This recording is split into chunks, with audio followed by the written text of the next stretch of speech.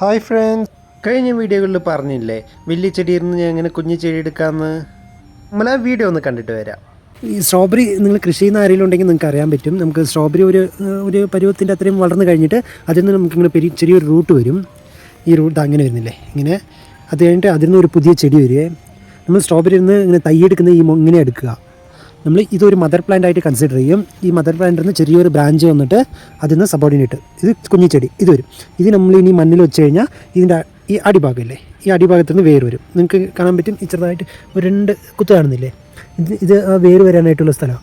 ഇത് നമ്മളിങ്ങനെ മണ്ണിൽ വെച്ച് കൊടുത്തു കഴിഞ്ഞാൽ അതിൽ നിന്ന് വേര് വരും. വേര് വരുമ്പോൾ നമ്മൾ ഈ സൈഡ് ഒന്ന് കട്ട് ചെയ്ത് കൊടുത്താൽ മതി. അങ്ങനെ കട്ട് ചെയ്ത് കൊടുക്കുകയാണെങ്കിൽ ഇത് പുതിയ ചെടിയായിട്ട് വരും. ഇങ്ങനെയാണ് നമ്മൾ സ്ട്രോബെറിയിൽ നിന്ന് തൈ എടുക്കുക. ഫ്രണ്ട്സ്, നമ്മൾ ആ കഴിഞ്ഞ വീഡിയോയിൽ പറഞ്ഞ പോലെ തന്നെ നമ്മളിവിടെ തൈ എടുത്തിട്ടുണ്ട്. നമ്മുടെ തോട്ടത്തിൽ വിദ്യാക്ക ഞാൻ പറഞ്ഞില്ലേ, അതിൽ നിന്ന് വേര് വരുമ്പോൾ അത് മണ്ണിൽ നമ്മൾ വെച്ച് കൊടുക്കണമെന്ന്. അപ്പോൾ ഇത് മൾച്ചിങ് ഷീറ്റിൻ്റെ മേലിൽ വരുന്ന കാരണം അത് മണ്ണിൽ തട്ടത്തില്ല. അപ്പോൾ നമ്മളൊരു കുഞ്ഞ് പ്ലാസ്റ്റിക് കപ്പിൽ മണ്ണ് വെച്ചിട്ട് അത് അതിൽ നിന്ന് കുറച്ച് വളരുമ്പോൾ നമ്മളത് കട്ട് ചെയ്ത് കൊടുക്കും. എന്നിട്ട് പുതിയ തൈ എടുക്കും. ഇതിപ്പോൾ നമ്മൾ തുടങ്ങിയതേ ഉള്ളൂ. ഇനി തോട്ടം മൊത്തം വരുമ്പോൾ കുറേ തൈകളാകും. ഓക്കെ ഫ്രണ്ട്സ്, നമ്മുടെ സ്ട്രോബെറി ഫാമിൻ്റെ ഡെയിലി അപ്ഡേറ്റ് കിട്ടാനായിട്ട് നമ്മുടെ ചാനലൊന്ന് സബ്സ്ക്രൈബ് ചെയ്ത് വെച്ചോണേ. വീഡിയോയ്ക്കും കൂടി ഒന്ന് ലൈക്ക് ചെയ്യണേ. താങ്ക്